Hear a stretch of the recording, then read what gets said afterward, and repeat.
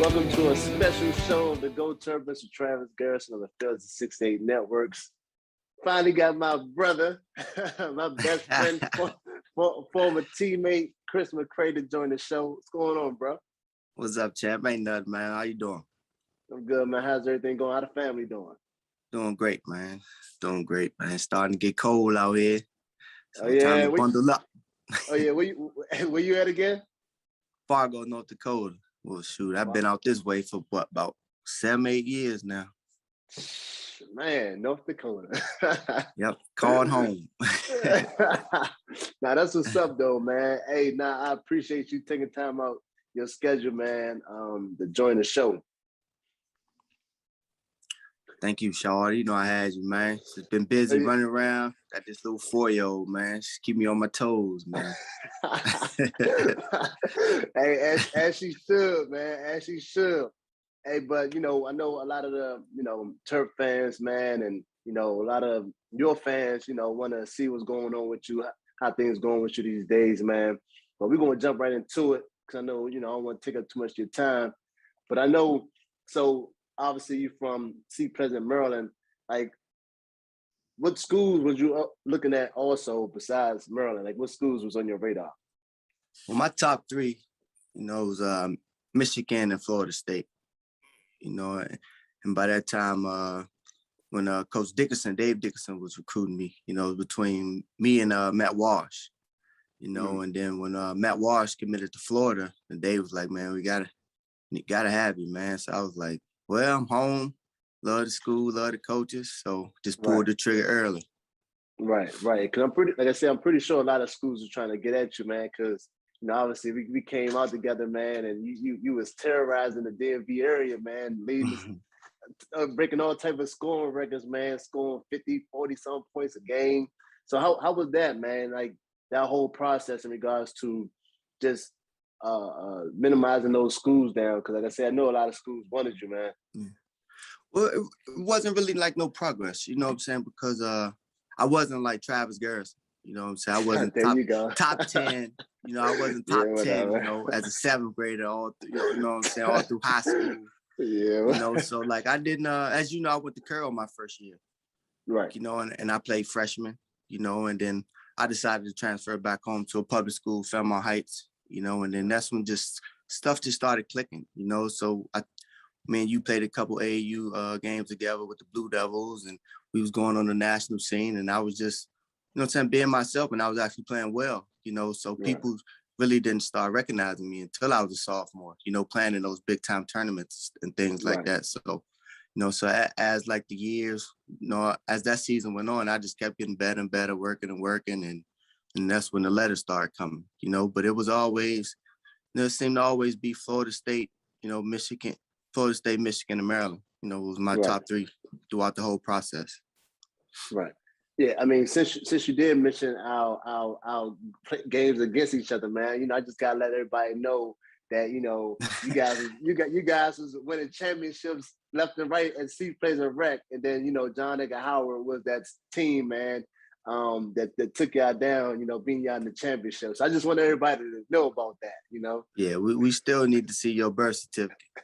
How you 6'7" at 7 years old? We need to see that, man. Hey, y'all had grown men on that team, man. Y'all had grown men on that team with beards and everything. So Cedric had a full beard. Yeah, he came from Glenard, though, so he wasn't Seat Pleasant dude. Oh yeah. Nah, man, you see a lot of guys, man. Even Kevin Durant mentioned it in regards to who we enjoy watching or who we learned from growing up, man. And obviously, you want to see Pleasant, not just see Pleasant, but one of the DMV greatest, man, to come out, man. So how is that? Does that feel? And how does it even feel when KD did say that? Like, what was your thoughts? Or did you know about it, or somebody contacted you because of it? No, I didn't know about it. Somebody, because I don't do like the Twitter and stuff like that. So somebody sent me the tweet, and I was just like, oh wow, like I said, like, back in those days, we all competing within each other. You know what I'm saying? So you never look at nobody. You know what I'm saying? Like just basically like, oh man, I'm trying to follow him. You know what I'm saying? Basically, you looking at me one-on-one, we try to play against each other. But at the same time, like I said, we both learning from each other, you know, and I'm learning from the older guys, and he was learning from me, you know, as one of the older guys to him. So it was an honor, you know, it was an honor, especially for somebody like that, probably going to end up being one of the top 5 greatest ever players in the history of the game. Nah, absolutely, man. I know when I saw it, man, you know, just it's obviously, you know, we've been best friends, man, for a long time, man. And I don't know if I was on Twitter at the time, but I think it started going crazy because everybody kept retweeting it or somebody sent it to me. And I saw it, man. I said, you know, obviously, like I said, you was one of the greatest to come out of Sea Pleasant. You know what I mean? Probably the greatest, you know, in regards to, you know, at that time. So, you know, a guy like him, I mean, he looking up to you, see Bale, you know, you guys coming out there, man, killing it. You know what I mean? It's just only right. I tell people all the time, touching the DMV, those guys that pay homage, you know, even me, you know, how we do it, like we see the older guys that came before us, and every time we see them, we got to show them love because we used to watch those guys coming up, you know, DJs and, you know, Greg Jones and Kurt Smiths and all those guys. Every time we Lonnie Harrell, we see those guys, you know what I mean? I know for me, I go up to them and, you know, I pay that homage as we should, you know? For sure. So I guess he was doing the same thing to you. Yeah, for sure. I mean, that's just called respect. You know what I'm saying? That's all it is. Anything other than that, that's just you hating on somebody, you know, and that's not the way we grew up. You know, that's not the way we grew up. We used to be there on like that Sunday for noon ball with the old heads and have to just sit there and watch because we couldn't get on the court, you know, so that's just all respect. That's all that is. Yeah, absolutely, man. Like I said, man, I tell people all the time, man, that's how it should be, you know, especially I be telling the young dude, I said, man, every time, you know, you see these guys that came before you guys, I mean, especially if they paved the way for you or, you know, you used to watch them and they used to be your role models growing up. I mean, I don't care how far you go, you know, you still got to pay homage to those guys that came before you. All day, for sure. Yeah.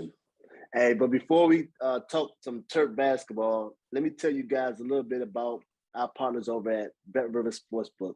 If you haven't signed up with BetRivers yet, now's the time because they are offering a $250 match bonus for your first deposit. But what sets them apart is that they require just one playthrough to turn your bonus into cash money.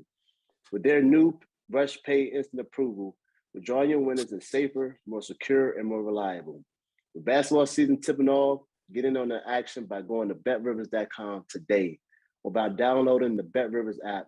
Must be 21 years or older. Gambling problem? Call 1-800-GAMBLER.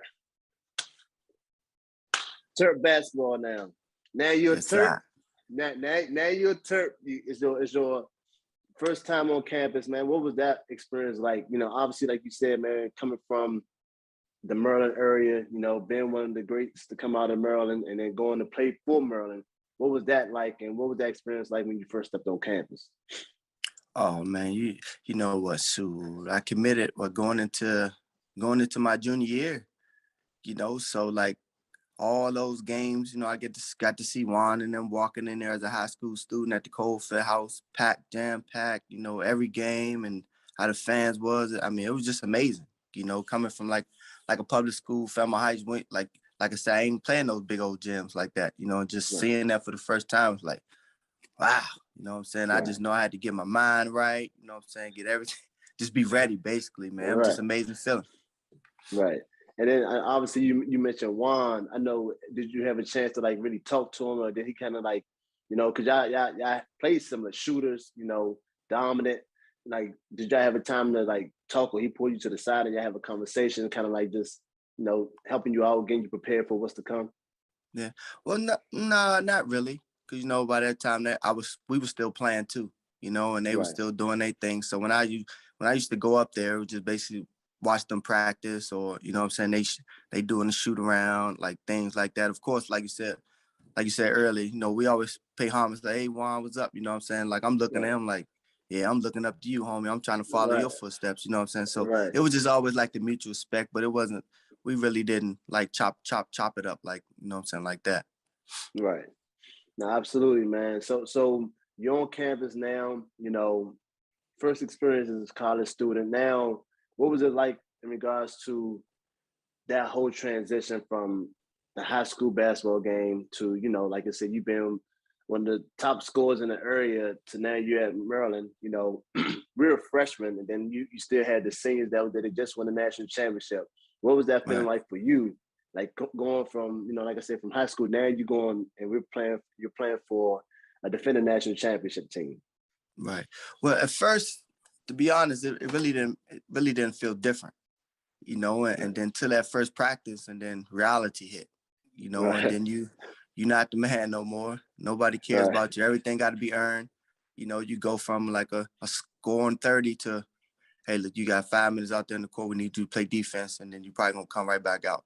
You know, so a lot of adopting, you know what I'm saying, adaptation and things like that. But like I said, it was a whirlwind, you know, and then you got some games you don't play, and then you like get down on yourself. You're like, oh, man, what? I've never not played a game in my life, you know, and right. you know what I'm saying. So just little things like that, it just hits you real fast. Right. Did that throw you off? Obviously, before you came to Maryland, you know, the expectations, or your expectations, probably like you was going, like you said, you never not played that many minutes. Then you go to Maryland. Now you're playing limited minutes. You know, obviously because you know Drew Nicholas, those guys are still there. But like, so you said that, I know you said that messed with your confidence some. But like, so how did you try to adapt? Like I said, you coming off the bench and you're only playing about 5 minutes. What was that process like for, you know, the younger kids that may be going through something different or similar? I think it was the coaching. I mean, and then keeping your head up. You know, we had, you know, of course, Hall of Fame coach, and we had great assistants. You know, they always work with us no matter we played 2 minutes or 5 minutes. We were still, you know what I'm saying, got to watch film. We still in there. Keep your head up. Your time will come. Like, you know, be patient. You know what I'm saying? Just things like that's just the patience. You know, and like certain games you're not expecting to get in. Like one game we played against Clemson, I think we beat them by like 25 and didn't get in the game. Then the next game, we played against Duke at home when they was #1 in the country. And I played 16 minutes, you know? So it's just basically patience and just keeping your head up and staying focused and just believing in the process. And like I said, we had a Hall of Fame coach, and there's nothing you can do but listen to that guy. Right. And then, okay, now you go from your freshman year, now you're a sophomore. Now the seniors are gone. Now you're a start lineup. Now it goes from, like you said, not playing no minutes. Now you starter now. What was that process like, and what was that feeling like? Now you basically playing for the home team, and you start now. What was that feeling like for you, and how was that process in regards to now you got to kind of step in fast because you're kind of like the leadership of the team now? Yeah. Well, I mean, like I said, it felt great. You know, now you just knew. You just knew you had an expectation on yourself. You know, now, you know, you got a little taste of it a little bit. We went to, I think we lost in 16 to what, Michigan State or somebody? Michigan State, yeah. Michigan State. And you just got that taste of that. And then, you know, next year it's your turn. You know, you got everything in front of you. You know, at the same time, you still had to work, you know, because we had, we was coming in they had all freshmen coming in too with us. You know, DJ, you know, Mike Jones was #2 in the country and things like that. So other guards was coming in like in the same boat that I was coming in as a freshman, like trying to get minutes, you know. So we still had to keep our, you know what I'm saying, stay on our grind and just keep on working. And then, like I said, it was just the expectation that you put on yourself, you know, and if you want to work for something, then you got to go get it. Right. Now, obviously, you know, back, you know, obviously we was in the ACC at that time. Now we got those rivalry games. You're going against the North Carolinas and the Dukes. Now you going against, you know, JJ Redick, y'all going at it. You know, what was that like, man? You know, because like I said, it was that rivalry. But every time Duke came to town, every time with the Duke, you know, it was the head to head, and you going up against JJ. What was that like? And you know, just what was that whole process like, and what was that feeling like? Like I said, you going against one of the great shooters, just like you, and it's against Duke. You know what I'm saying? So what was that like? What was that experience like? Like I told you earlier, starting in high school, you know, cause like just playing, because I wasn't playing like those big old tournaments. I wasn't on no big team, and then it was funny because playing with the Blue Devils, and it was me and Jared Jack in the backcourt, and for Boo Williams, it was John Gilchrist and JJ Redick, you know, so that was my first time, you know what I'm saying, seeing JJ and the Johns, like all the guys that you see, you know what I'm saying, the rankings and things like that. And like I said, if you want something, you got to go get it. And, you know, if you're fearful, then then JJ gonna say it. He gonna give you 70.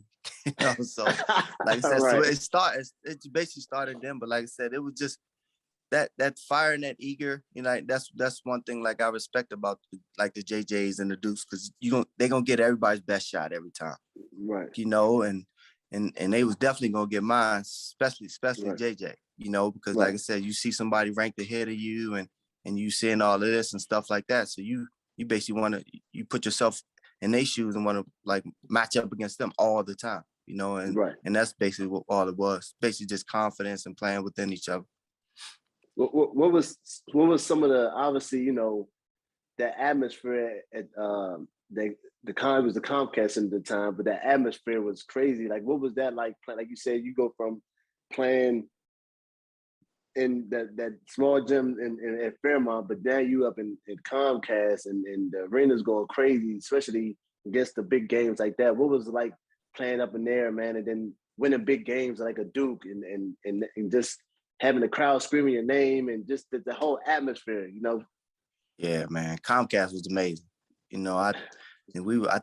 I don't remember a game where we wasn't sold out. You know, no matter what the opponent was. You know, our fans had one of the best fan bases in the country. You know, I mean, that was just running out there doing warm-ups 45 minutes before the game, and students right there, they screaming, they ready. You know what I'm saying? So you, as a player, you take their energy and you put that little bit, you know what I'm saying, more within yourself. You know what I'm saying? So then that's where that 110% come from. You know what I'm saying? The fans and our fans definitely gave that to us every night. Right. So what was it like? Obviously, you talking about 110%. What was it like playing for G-Dub? You know, he gonna get 110% every time on that sideline. What was it like playing for him, especially as playing for him as a guard? Because, you know, him being a former guard. No, it was great. You know, like I said, that our flex was just amazing. And he always just put like all the guards in great position. I mean, as a shooter, you too, as a stretch four.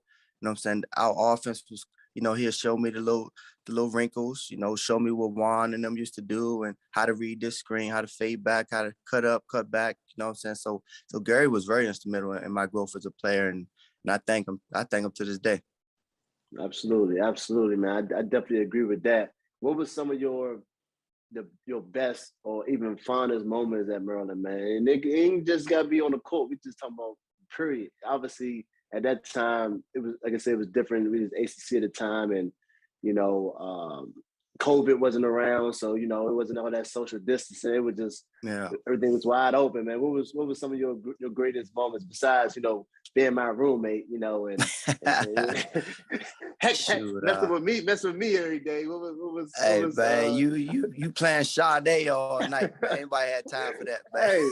hey, man, you keeping the TV on late at night. You didn't even wait. Hey, as soon as I try to go turn the TV on, you talking about what you doing. Hey, you ain't turn Sade on. Gotta hear footsteps, man. Hey, man, boy, I couldn't wait not to be your roommate no more, man. I said, get me out of here now. You move right behind me and shit, yeah, whatever. Oh, man. But no, I think as far as the Maryland, I mean, other than, of course, that ACC championship was just amazing. But I think our time we went to Italy together, you know, and that was just amazing, you know, and that was, you know, my first time in Europe, you know, and it was just amazing. That's how we got to, you know what I'm saying, get to know our new teammates, got to know the fans up and close. They got to know us, you know, we got to see their kids. And it's funny now, we go back to homecoming and they kids in college, you know, it's like, man, where's the time gone? Where's the time gone? You know, so I think our time in Italy and traveling through all of that and, you know, seeing that and being with everybody, I think that was a great experience. Nah, absolutely. I mean, I definitely agree too, man. Like you said, that combination of we just won the ACC championship, went on that great run, man. We still was high off that, and then we go straight to Italy that summer, and you know we there for 12 days, 7 different cities, man. You got to, like I said, got to explore and, like you said, hang out with each other, man. Got to know each other even better, closer then. And then, like you said, getting to know the fans more and let them get to know us, man. It was that was definitely probably some of my greatest times, probably my greatest time in college.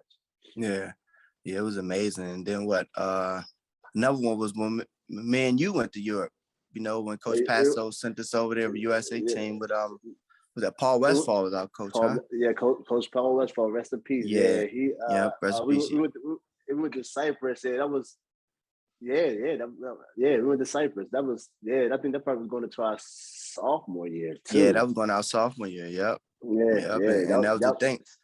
Like I said about the experience, because they knew we had to be ready to play, and that was our time.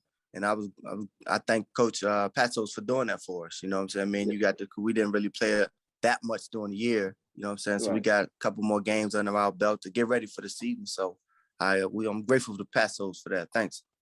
Yeah, absolutely. Now you had your college experience. You went through that whole process, man. Now it's time to get ready for pros. What was that experience like in regards to training for that, preparing for that, finding out where you're going to go, what things are looking like? What was that whole process like? Like you said, man, growing up, obviously, that's a dream, to play in the NBA. You play college basketball, you want to go to the NBA. What was that transition like in that process, like just even getting prepared for it? Well, I'm going to first start out by saying sorry to all the Terps fans, because everything that happened was my fault. Getting academically ineligible and things like that. I was having a great year individually, and we was having a great year as a team. We went to Maui and we did it up, and then we came back. So first I'm gonna say I apologize. Everything was my fault. No excuses, no nothing. But I, after the Maui, you get to looking on the draft board and then you get a little antsy. This your last year, and you see that some got you projected first, some got you projected early second. Late second, undrafted, so you start to think about that stuff. So after I got academically ineligible, me and Coach Williams had a talk. He brought me in his office and he just basically just told me, hey man, go rededicate yourself to the game of ball, and then it took me a couple of days and I told him what I was thinking, and I called him and I told him that I was thinking about going to Houston with John Lucas, because, as he wanted me to stay and practice with you guys to stay in shape, so he told me, man, go. That'll be the best thing for you. Get away and do this, do that. You know what I'm saying? Then I went out there with John Lucas in January, while you guys were still playing. Well, I apologize to you guys too, my teammates, sorry for that too. No, hey man, we was young, man. We all made mistakes, man. And it's all about, like you said, it's all about redeeming yourself and learning from them, but now helping those younger guys, not to make those same mistakes. So, it was everybody's fault, man. A lot of other people was involved, so it wasn't just you. Yeah, appreciate that, bro. Then, like I said, I was out there with Lucas by myself. As a college guy, I was out there with Jason Williams from Duke. He was just coming off the motorcycle injuries, so he was trying to get back. Damon Stoudemire was out there with me. Penny Hardaway, Ron Mercer, Mike James. So I was basically on the college guy because all the college students were still playing. So I got a chance to learn from like all the vets, and having tour days with John Lucas every day. You know what I'm saying? Getting used to the pro game, and just like that whole process of the traveling and things like that, it was just amazing. I went to the combine and I played all right, but like the scout said, nobody really stood out, so everybody really stayed packed, so, I got a call from Milwaukee, and they basically said they want to bring me in, and draft day, they said we might take you, might not, and like through all everything, everything I put Coach through, and the first call I got even before the draft, it was Coach Williams. He called me and said, man, good luck. I'm still praying for you. You're still my son. And that just meant so much to me, man. After everything I did to him and you guys and the fans, he took the time out, to call me. He didn't have to do that, and that was just amazing, and so ended up going free agency, and Milwaukee said they're going to bring me in, so I got a good chance to make the roster, and then I just went full steam ahead. I had nothing to lose, and I played great. I was shooting the ball well, and things happen, and then they called me on the last cut day, I was nervous. I said, man, you come on to practice, man. You made it. I was like, oh, it was just amazing, man. Of course, Mo Williams and everybody took me out. They was happy for me, and it was a real sweet experience for me. Man, that's what's up, man. Like you said, man, just having that feeling in the last cut, man, not knowing if your dreams will come true or not, and then that happens, man. Like I could just imagine that feeling. You know, how did your family feel? Like, what was that? What was that like? You know, calling moms and like, man, I made the team. Like, what was that whole experience like? Like I said, man, that's a dream come true from us, as kids, Yeah, you know how family. Oh, my baby was proud of the same old same. All right, Ma, get off my phone. Of course, her and my little sister Chantel, came Right. out to the first game and stuff like that. But like I said, of course everybody was proud. At the same time, because it kind of like got that stench out their mouth from the way my college career ended. Right. So everything came full circle. And they see that I recovered. And Right. what I'm saying, I got my head back on straight, what I'm saying, because I almost do something that we grew up playing at 3 years old. Right. What I'm saying? We've been playing since 3, what I'm saying? Right. And to see that dream go for you just being lackadaisical and nonchalant, and I think that they were just happy. They was genuinely happy for me. Man, that's awesome, man.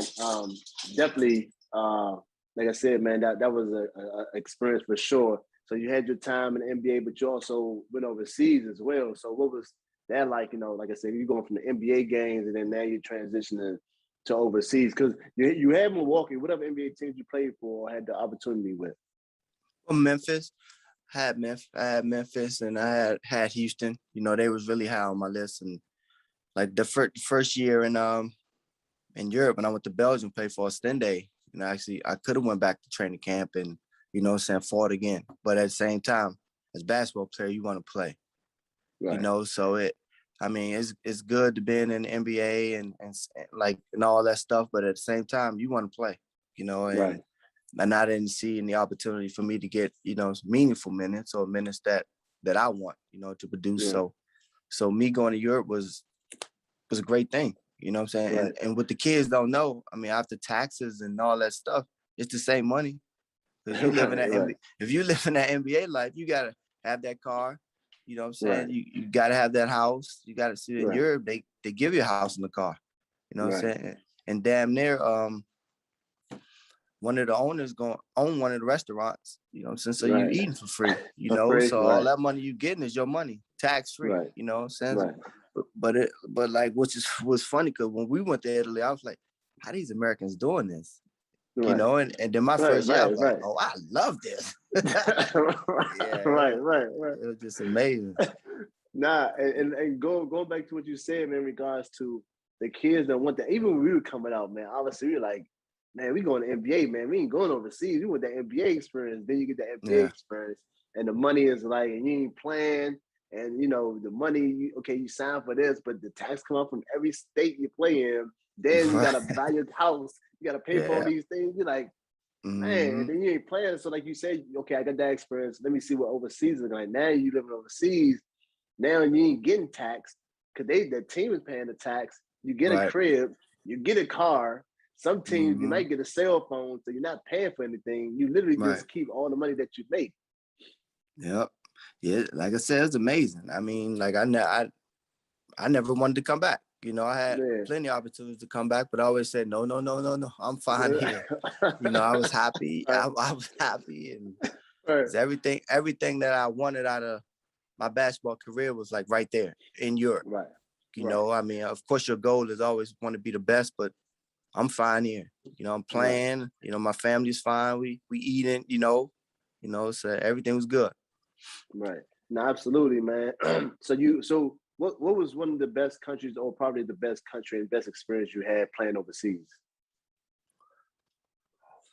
I could say all of them was pretty amazing, but my first year in Ostende was in the Europe Cup. So, in those you travel every week to different countries, so we was gone, and then I've probably seen every country basically, so we was moving so much, and then by me just traveling around. But I liked Russia, believe it or not, Russia, going out there and seeing that, then you get the red square, and then of course I got to see the Athens Arena, which you played in Greece, so you probably know that one. So So just like I said, just that whole travel experience and just seeing different things, that was just the best part for me. Right. Absolutely, man. Like I tell people all the time, man. And it's funny because guys used to tell us that. He was like, man, look, man, the money's green everywhere, whichever way you go. I mean, don't just get stuck on that NBA thing. But like I said, you don't think about that stuff, man. But now going through it, we emphasize that now. Like, man, look.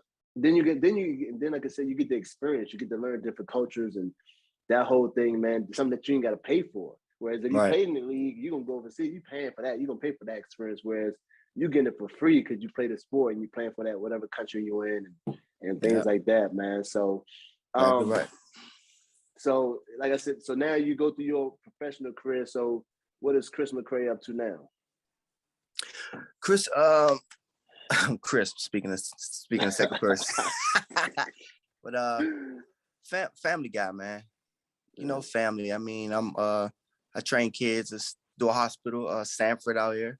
You know, real big, and the guy, my captain, Freddie Coleman. He's like the head trainer guy, and he actually played at NDSU and coached at NDSU. You know, the same school as Trey Lance and Carson. You know, so I just talked to him and you know what I'm saying, wrapped it up. We kind of had like the same like idea. It was basically just all for the kids. You know what I'm saying? So right now I'm on the give back thing. You know what I'm saying? And raising this little 4-year-old terror. You know, and but basically, that's what I do now. Just training the kids and going to see them play because I get more. I think I get more of a high off of that. Seeing the kids, you know what I'm saying, playing 5-on-5 now, knowing that training, you get to see them, you know what I'm saying, one-on-one and teach them something. You know what I'm saying? So I think that's what I'm up to now, man. Just relaxing and enjoying life right now. Man, that's what's up. But before I let you go, we got to talk about this, man. Coach Turgeon is no longer at Maryland no more.